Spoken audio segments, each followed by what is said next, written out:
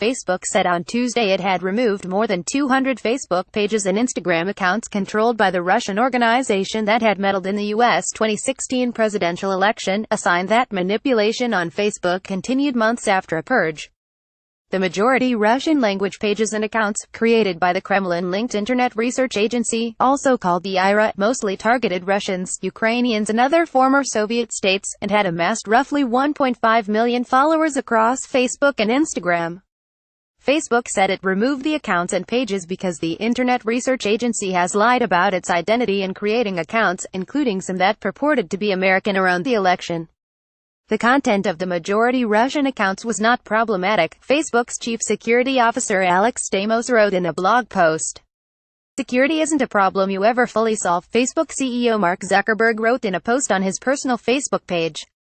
Organizations like the IRA are sophisticated adversaries who are constantly evolving, but we'll keep improving our techniques to stay ahead, especially when it comes to protecting the integrity of elections.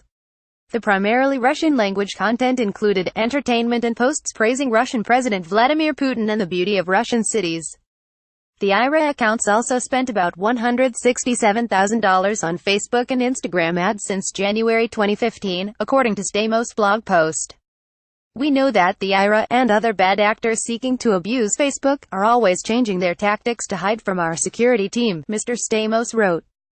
We expect we will find more, and if we do we will take them down too. Facebook's disclosure, issued a week before Mr. Zuckerberg is expected to testify before Congress, raises broader questions about the company's ability to catch bad actors quickly, before they spread messages to large numbers of Facebook and Instagram users. The reference to 2015 in the company blog post suggests that at least some of the IRA pages were running during the U.S. presidential election campaign and were left out of a purge of more than 400 IRA pages that Facebook conducted in September 2017. Those pages purged in 2017 were politically oriented and written in English, with the intent to influence the election and to sow divisions in American society on issues such as immigration and race. In February, Special Counsel Robert Mueller issued an indictment against the IRA that drew heavily on the agency's activity on Facebook. Facebook said most of the accounts shut down on Tuesday were created in 2016. The company did not respond to further questions about when the pages were first identified. The first version of the company's blog post on Tuesday said data about the pages was compiled in April 2017. Facebook changed the date to April 2018 after the Washington Post asked about the date and said the earlier date was a typographical error. U.S. lawmakers were quick to say the presence of the Russian accounts highlights the need for more regulation of technology companies.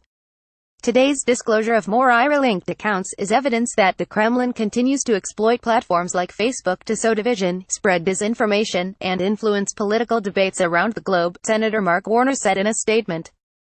Given the scale and scope of the Kremlin's disinformation campaign, it was always clear that Russian activity on Facebook extended far beyond the 470 fake accounts and pages that the company shut down in September. Mr. Zuckerberg is expected to testify next week on privacy issues stemming from the controversy over a Trump-affiliated data consultancy's misuse of the Facebook data. The consultancy, Cambridge Analytica, inappropriately acquired information from at least 30 million Facebook users.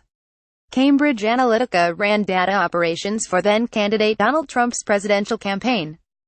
Facebook worked side by side with Cambridge Analytica in Mr. Trump's San Antonio campaign offices, and a former employee of Cambridge Analytica also works at Facebook. Facebook has been on the defensive since the revelations. The company announced that it was overhauling its data privacy controls, making it easier for users to control how their data is shared by putting it all on a single Facebook page. The company plans to make additional privacy-related announcements on Wednesday. The good news is that Facebook is gaining more and better detection of Russian influence operations, said Clint Watts, a disinformation expert and senior fellow at the Center for Cyber and Homeland Security at George Washington University.